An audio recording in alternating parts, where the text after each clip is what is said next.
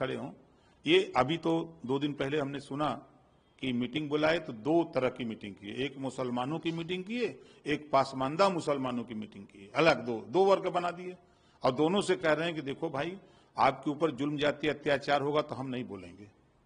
आप बीजेपी को अगर रोकना चाहते हो तो आप अपने घर में बैठे रहो, लात खाते रहो और बूथ पर जाकर के चुपचाप मार के उड़ दो। यही सिखा रहे हो। जब उनके ऊपर जुल्म जाति अत्याचार हो रहा है तो आप उनके साथ खड़े हो जाओ। इसी नाते मैं कहता हूं ना कि 4 बार तो वो आपको साइकिल चलाने के सिखा दिए। आप साइकिल चलाते हैं, उनको कैरियर पर बैठाए हो, अब बैठे बैठे चूतर पिला रहा है। थोड़ा इस बार 27 में अगर सरकार बनती है तो किसी मुसलमान के बेटा को साइकिल चलवा दो, आप थोड़ा कैरियर पर बैठो, कुछ दूर चलो, तब न समझ में आएगा कि कैरियर पर बैठने का क्या आनंद आता है। तो 27 के चुनाव में किसी मुसलमान के बेटा को मुख्यमंत्री घोषित करें कि अब सरकार बनती है तो हम किसी भी मुसलमान के बेटा को मुख्यमंत्री बनाएंगे, नहीं तो खाली गुलाम बना के रखेंगे। ये बात तो मैं खुलेआम कहता हूं।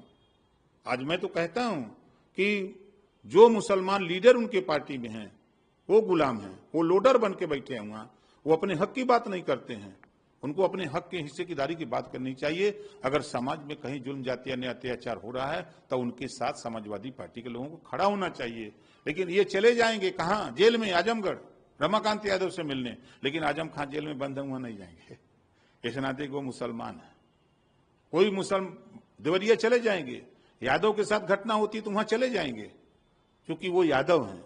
लेकिन वहीं जब संभल में घटना होती है, आपके मुरादाबाद घटना होती है, या कि कहीं भी मुसलमान के साथ घटना होती है, तब अखिलेश यादव जी के पास न टाइम है न उनके पास सोच है कि हम वहां भी जाएं उनके दरवाजे पर। तो ये मुसलमानों को गुलाम बना करके रखना चाहते हैं। और संविधान कहता है कि सबको बराबरी का अधिकार है।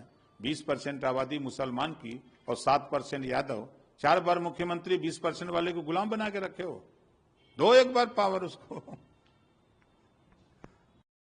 उसमें ये भी कहा है कि जुलूस के दौरान कहीं पे भी हथियारों या तलवारों का प्रदर्शन ना किया जाए, साथ में खुले में कहीं पे भी मीट की दुकानें ना खुलें जिस जगह पे कावड़ का रूट रहेगा। इसको लेके भी तमाम तरह की प्रतिक्रियाएं लोगों की तरफ से आ रही हैं। देखिए, शांति व्यवस्था कायम करने के लिए सरकार कटिबद्ध है कि खुले में आप जिन हथियारों पर पाबंदी है वो हथियार लेके नहीं चल सकते। जैसे देखते हैं कि कोई भी कट्टा लेके कहीं पुलिया पर बैठता है तो पुलिस पकड़ के चालान कर देती है। तो भाई कट्टा लेके बैठे, हो सकता है किसी को मारी दो, देख नहीं रहे हो कि आजकल इतना खून गर्म है कि बात बात में पट से कट्टा चला दे रहे हैं, बेचारे लग जा रही है, लौट जा रहे हैं। तो सरकार की मंशा है कि शांति व्यवस्था कायम रहे। जो संदेश गौतम बुद्ध जी ने दुनिया को दिया शांति का संदेश, वही संदेश तो ये भी चाह रहे हैं कि प्रदेश में अमन चैन रहे, भाईचारा रहे, शांति रहे, लोग खुशहाल रहें। उसी लिए तो वो काम कर रहे हैं। आखिरी सवाल, सोशलिस्ट और सेक्युलर जो शब्द हैं इनको हटा देना चाहिए। अब देखिए, बाबा साहब डॉक्टर अम्बेडकर जी ने जो संविधान में व्यवस्था दी है उसको हटाना बहुत कठिन काम है। बयान देना अलग बात है, लेकिन हटाना बड़ा कठिन काम है। जो बाबा साहब ने लिखा है, जो व्यवस्था दी है, उस व्यवस्था से ही देश चल रहा और चलेगा। वो कह रहे हैं कि ये दोनों शब्द इमरजेंसी के दौरान कांग्रेस ने संविधान में डाले थे और लिहाजा अब इमरजेंसी नहीं है, इसलिए इन शब्दों को हटा देना चाहिए। इमरजेंसी नहीं है तो फिर आगे उस चीज का उपयोग अगर जरूरत पड़ेगी तो किया जाएगा।